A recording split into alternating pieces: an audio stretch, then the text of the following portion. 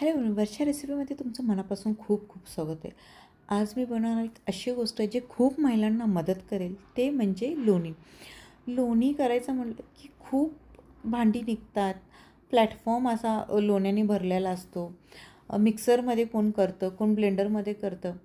ह्या पद्धतीने तुम्ही नक्की करून पहा. एकदम इझी पद्धतीने आहे. बरं, रेसिपीला सुरुवात करायच्या आधी सांगायचं म्हणजे मी तर 8 दिवसाचं साई घेतलेलं आहे आणि त्याच्यातच दही घालून फ्रीझरमध्ये ठेवलं ते.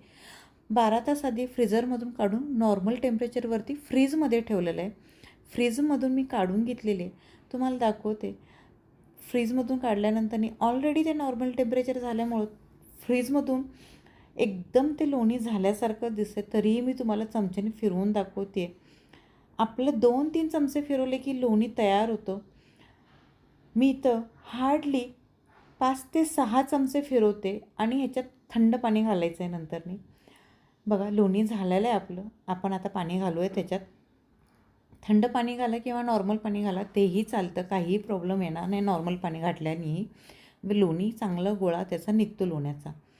फक्त आणि फक्त आपले इथं 3च भांडी निघालेली. ते म्हणजे एक आपण साईचं भांडं, ज्याच्यात मी साई जमा करून ठेवले ते भांडं, 1 स्पून आणि फक्त पाणी.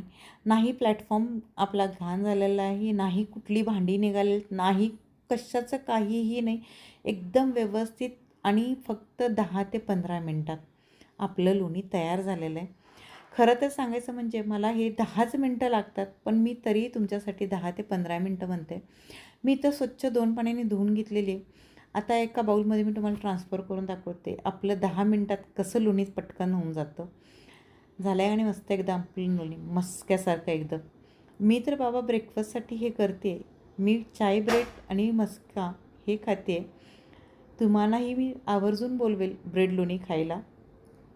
बघा बरं, आपलं एकदम ब्रेडवरती लावताना एकदम स्मूथली छानपैकी मस्क्यासारखं. मला तर तुम्हाला सांगतानाच तोंडाला पाणी यायला लागलं आहे. मी तर आता मस्तपैकी चहासोबत ब्रेड लोणी खाणार आहे. तुम्हीही माझ्यासोबत आवर्जून मी तुम्हाला बोलवेल ब्रेड लोणी खायला. या तुम्ही चहा ब्रेड लोणी खायला. आणि ही रेसिपी होता होईल तुम्ही शेअर करा प्रत्येक घरोघरी, की अशा महिलांना ही रेसिपी सोपी व्हावी, इझिली काम व्हावं. आणि एवढं पटकन 10 ते 15 मिनटात लोणी होतं. कारण की लोणी करायचं म्हटलं की खूप त्रास होतं.